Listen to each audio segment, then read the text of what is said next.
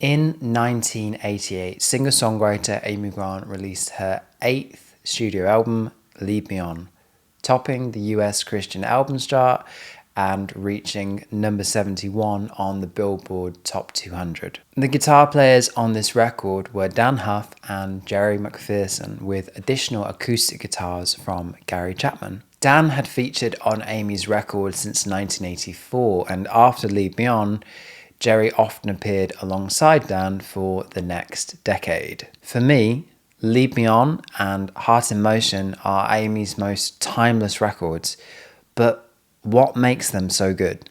I caught up with LA session guitarist, producer, and musical director Izzy Fontaine to answer that question.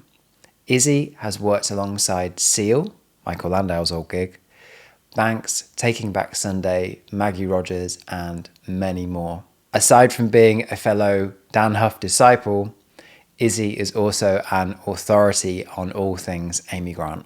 I don't know, man. Like I've listened to so much Huff stuff, and I always come back to specifically those kind of 2 or 3 records. And why is it so good? What is it? Okay. Why is it aged so well? I've spent my entire life trying to figure out how.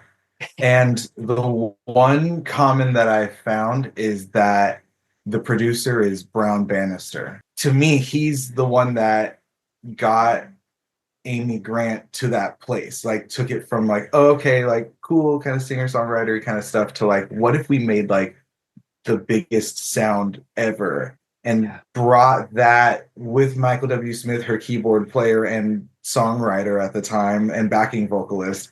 And then when he was working on her records, it was such a different new early 84 kind of era, was bringing in a lot of people like Shane Keister, I think is his name, who was one of the keyboard programmers, who I believe played maybe organ or piano in Elvis's band at some point in the late era.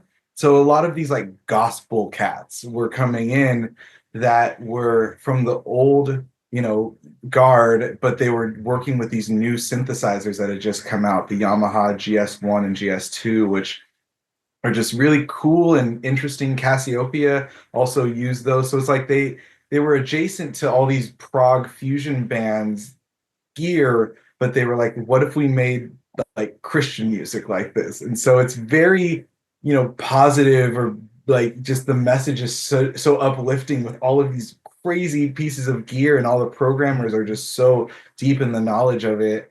And all the session players were all like, oh, that's the entire band of Giant right there. And this is, whoever, right? Oh, this is the singer of Mr.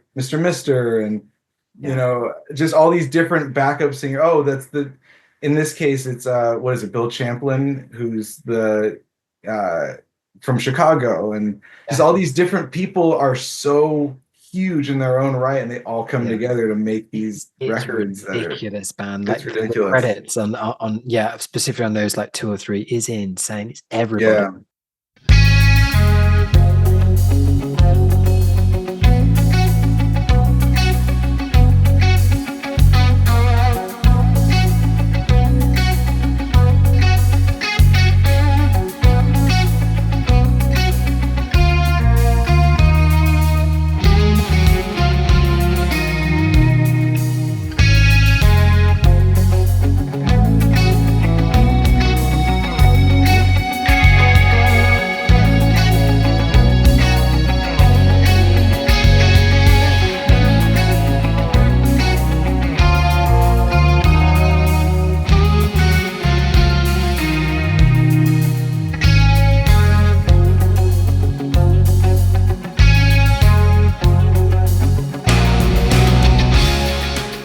Lead Me On is an album of surprising lyrical and musical depth. The arrangements are deceptively complex and the guitar parts meticulously orchestrated. This album represents some of my favourite of Dann's session work, and the interplay between him and Jerry is fantastic. It's such an odd bird from a songwriting perspective. There's so many super, super interesting things going on, specifically with that track. It's a great record generally, but man, there's just so much there, even lyrically. There's a bit of edge there, like even with subject matter and stuff. There's some topics in it that are kind of dark. Heavy. Like Super heavy, yeah. Well, I'm thinking in context of all of these people having worked together at this point for, 6-7 years almost. I think they've earned certain like roles where it's just like, well, Huff's going to be on the next record, so you can kind of expect those parts. But the thing that feels different is it doesn't feel too thrown together at all. It doesn't feel like, oh, it's just one take, let's get it. It's like almost hyper composed where every single thing is so specific, but it's not as chopped or like kind of glassy. Like a lot of the parts kind of feel almost like traditional parts, but like even the like like it could have been so much more, but it's like, nope, I'm gonna play the melody, that's it. It's not too flashy, or there's no parts in this that are really flashy at all, even though they could easily. So it's a lot of restraint. It's fun to listen to over and over again because it's like not that easy to always understand. Like a lot of Amy Grant's music is subtly progressive, and they'll throw in one extra bar and these really cool compositions that I've always enjoyed. So let's delve into some of the musical concepts at play here, starting with the intro. This features a polyrhythmic guitar part played by Dann. The phrase is 6 eighth notes in duration and enters on the second eighth note of the bar. This is imposed over a chord progression which is in 4/4 and repeats every 2 bars.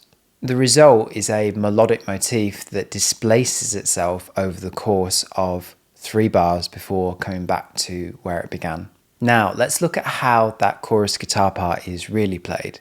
Having cross-referenced several live versions of Lead Me On, it became apparent that it is rarely played exactly the same way twice.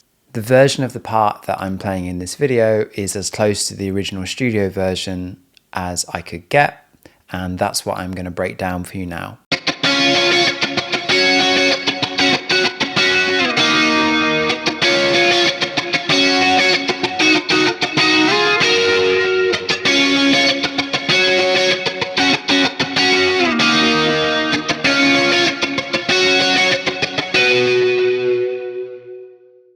And finally, let's take a look under the hood of that beautiful chorus guitar tone which Dann uses in the verses.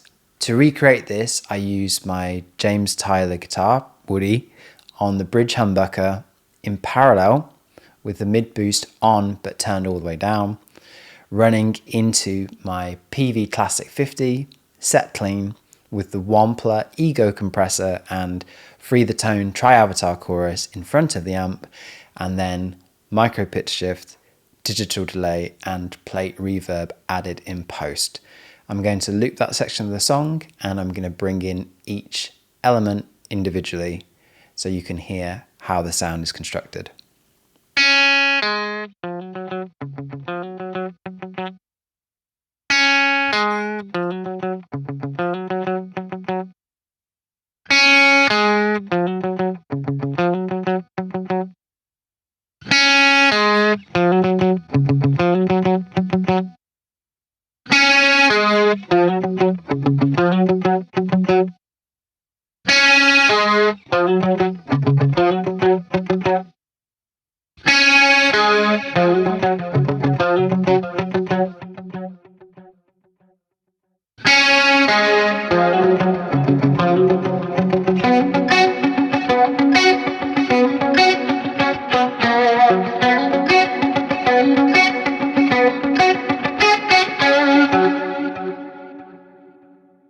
If you are enjoying these videos, please consider subscribing to this channel.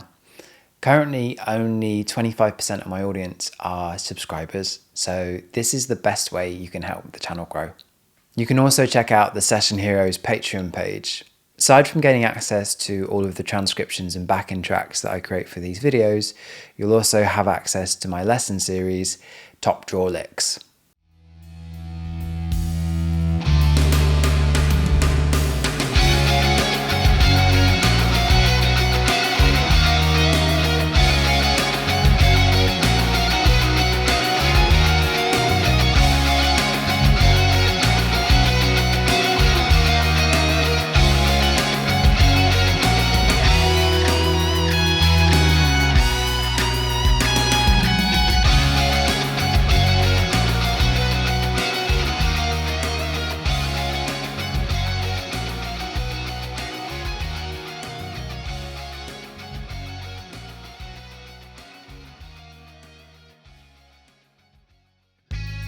This concludes our deep dive into Amy Grant's Lead Me On and the guitarist behind the song. A special thank you to Izzy for joining me and contributing so much to the conversation. It was a pleasure to spend time talking to him. You can check out what he's up to via Instagram, and I'd like to know what other songs you would like to see covered on this series. Until next time, folks, take care.